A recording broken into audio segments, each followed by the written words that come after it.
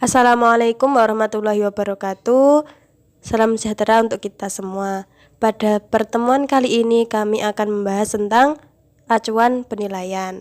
Pada evaluasi pembelajaran terdapat dua pendekatan yang berlaku dalam penilaian hasil belajar, yaitu yang pertama adalah penilaian acuan norma atau PAN, atau bisa disebut dengan Norm Reference Evaluation. Nah, yang kedua ada penilaian acuan patokan atau PAP, Criterion Reference Evaluation. Memasuki pembahasan yang pertama, yaitu penilaian acuan norma. Penilaian acuan norma adalah penilaian yang dilakukan dengan mengacu pada norma kelompok. Hal ini berarti nilai-nilai yang diperoleh siswa dibandingkan dengan nilai-nilai siswa yang lain yang termasuk di dalam kelompok tersebut. Dalam hal ini yang dimaksud dengan norma adalah kapasitas atau prestasi kelompok, sedangkan yang dimaksud dengan kelompok adalah semua siswa yang mengikuti tes tersebut. Di sini dapat disimpulkan bahwa kata kelompok yang dimaksudkan itu adalah sejumlah siswa dalam satu kelas, sekolah, rayon, provinsi maupun wilayah.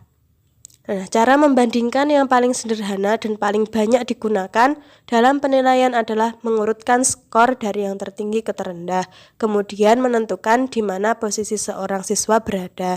Ini bisa diurutkan dari yang nilainya tinggi ke terendah. Hal penting yang perlu diperhatikan saat menggunakan acuan norma adalah kelompok acuan harus menggambarkan atau mewakili keseluruhan siswa yang mengambil tes. Bila kita ingin membandingkan kemampuan siswa dalam tes, maka perlu melibatkan siswa lain yang memiliki umur, kelas, dan juga latar belakang yang sama. Nah, yang kedua adalah penilaian acuan patokan. Pendekatan penilaian acuan patokan lebih menitik beratkan pada apa yang dapat dilakukan oleh peserta didik.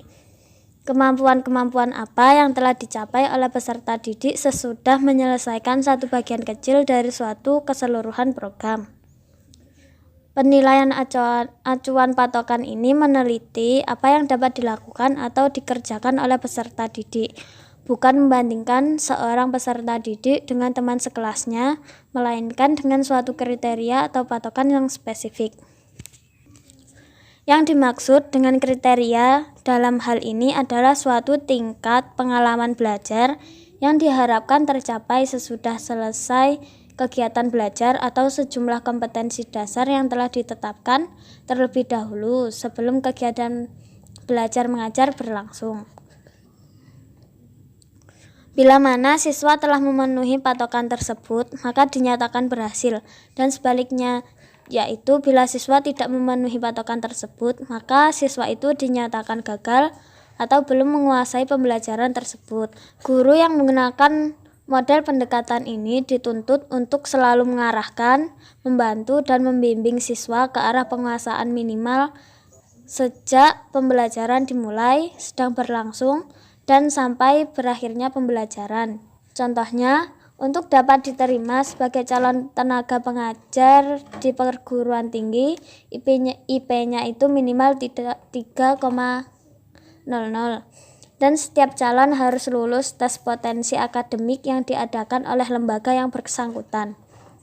Sebagai kriteria tersebut, siapapun calon yang tidak memenuhi syarat di atas, maka dinyatakan gagal dalam tes atau tidak diterima sebagai calon tenaga pengajar. Sekian presentasi dari kami. Apabila ada kurang dan lebihnya, kami mohon maaf. Wassalamualaikum warahmatullahi wabarakatuh.